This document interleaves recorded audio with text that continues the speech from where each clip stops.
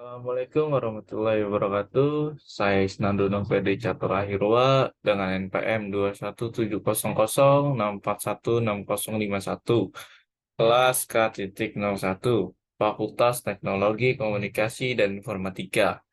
Program Studi Sistem Informasi.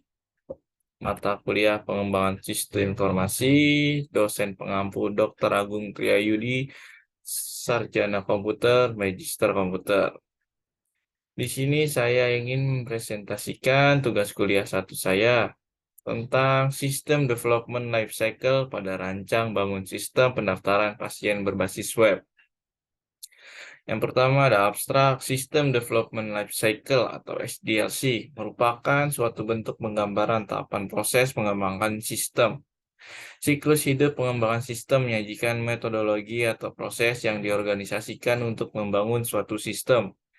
Salah satu usaha yang dilakukan oleh pihak rumah sakit untuk menghindari antrian panjang adalah dengan mengembangkan sistem pendaftaran pasien berbasis web.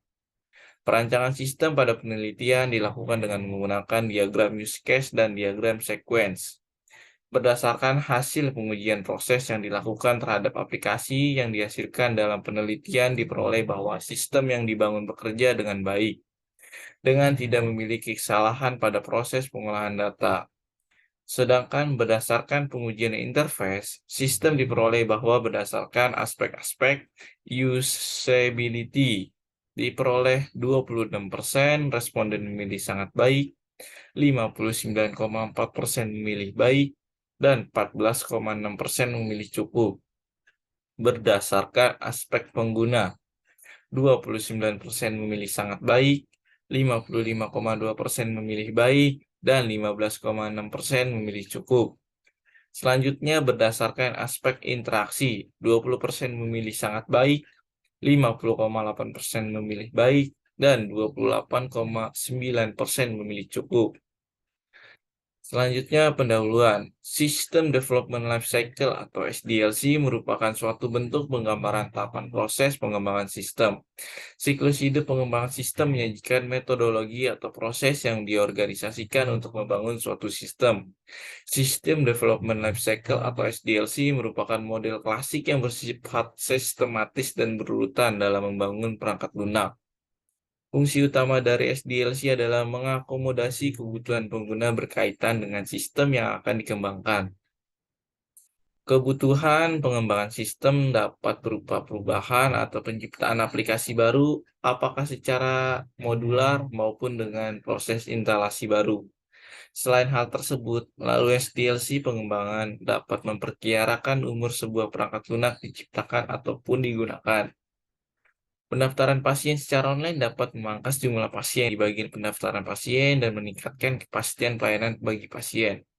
Berdasarkan uraian tersebut, pada penelitian ini dihasilkan sebuah sistem pendaftaran pasien berbasis web yang digunakan untuk memberikan akses serta meningkatkan kepastian pelayanan kepada masyarakat.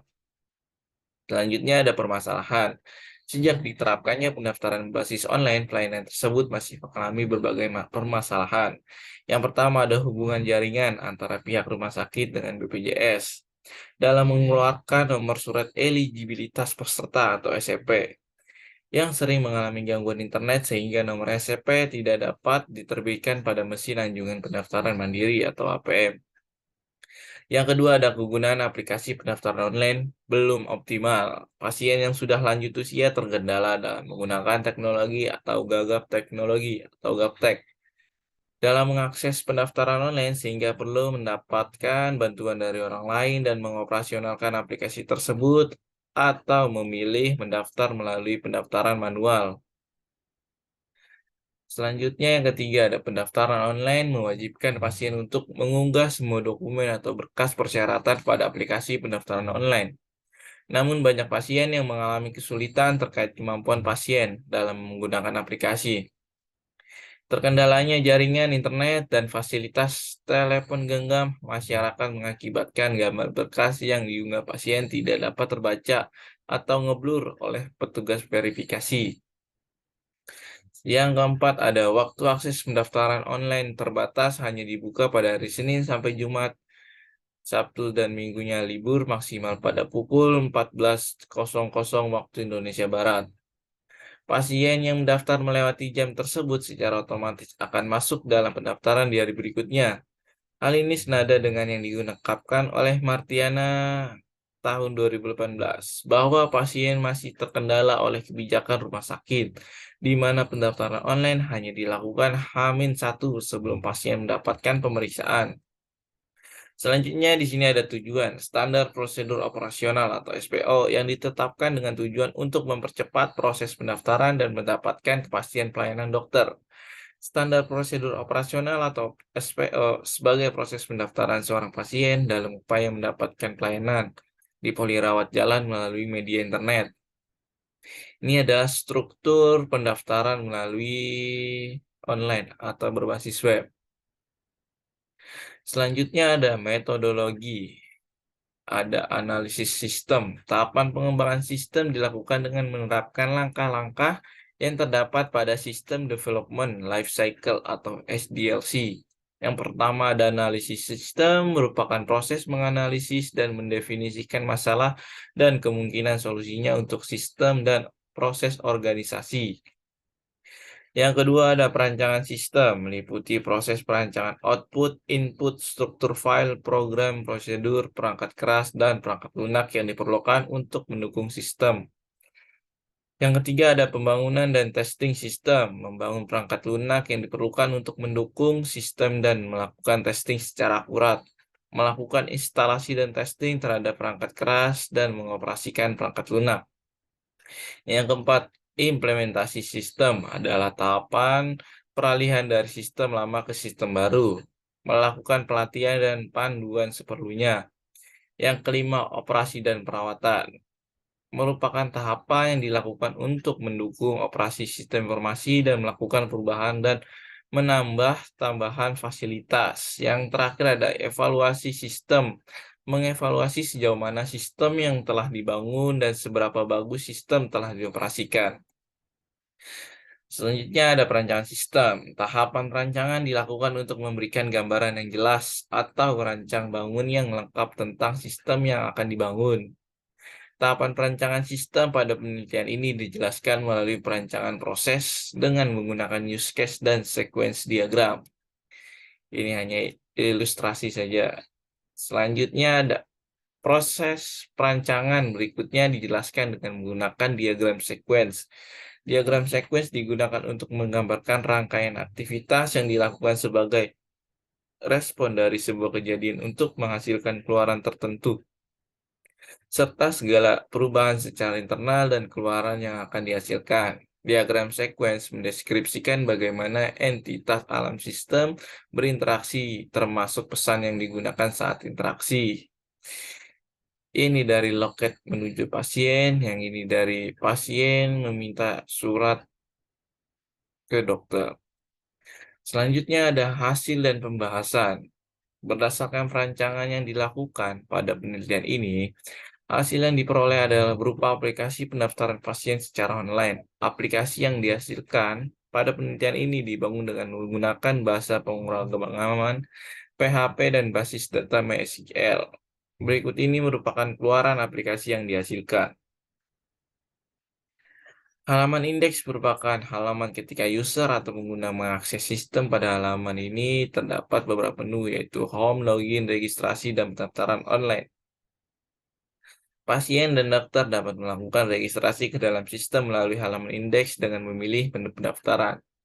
Ini adalah halaman indeks, ada home, login, registrasi, dan pendaftaran online. Dan ini menunya.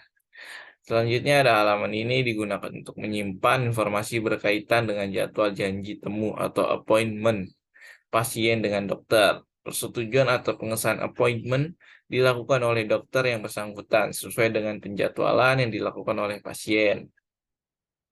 Rekam medis, catatan berkaitan dengan riwayat pengobatan dan penyakit pasien dilakukan oleh dokter yang bersangkutan melalui proses persetujuan appointment yang telah didaftarkan oleh pasien. Halaman Input rekam medis. Pada halaman rekam medis pasien, dokter yang bersangkutan melakukan pencatatan berkaitan dengan segala perlakuan yang diberikan kepada pasien, termasuk dengan resep obat. Ini adalah contoh gambaran rekam medis. Selanjutnya, segala informasi berkaitan dengan perlakuan dan besarnya tagihan biaya rumah sakit dapat dilihat secara langsung oleh pasien yang bersangkutan melalui fasilitas pasien. Ini adalah contoh tagihannya seperti ini. Selanjutnya ada pembahasan. Pengujian terhadap aplikasi dilakukan dengan melakukan pengujian proses dan tatap muka sistem. Pengujian proses dilakukan dengan menjalankan setiap proses yang disediakan di dalam sistem untuk memastikan bahwa tidak terdapat kesalahan baik dalam proses data dan perhitungan setiap biaya perawatan yang dibebankan pada pasien. Berdasarkan hasil pengujian yang dilakukan, maka sistem telah dapat berjalan dengan baik dan tidak terdapat kesalahan pada setiap proses data. Pengujian terhadap tatap muka atau interface sistem dilakukan melalui kuesioner yang diberikan kepada pegawai, dokter, dan pasien. Selanjutnya, kesimpulan yang tadi saya jelaskan, berdasarkan pengujian yang dilakukan terhadap sistem pendaftaran pasien, maka diperoleh kesimpulan bahwa pengujian sistem berdasarkan kriteria proses tidak memiliki kesalahan atau error selama program dijalankan. Pengujian interface sistem dinyatakan baik berdasarkan penilaian dengan menggunakan tiga aspek yang di awal tadi, aspek usability, aspek pengguna, dan aspek interaksi. Dan saya mengambil referensi jurnal-jurnalnya di sini.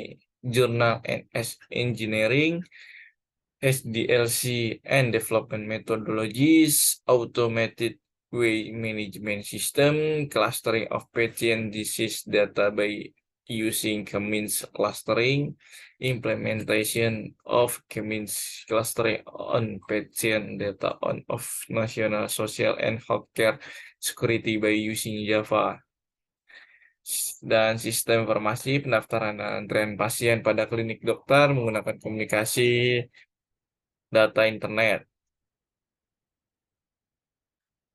Dan terima kasih, sekian dari saya. Wabillahi taufik walhidayah. Wassalamualaikum warahmatullahi wabarakatuh.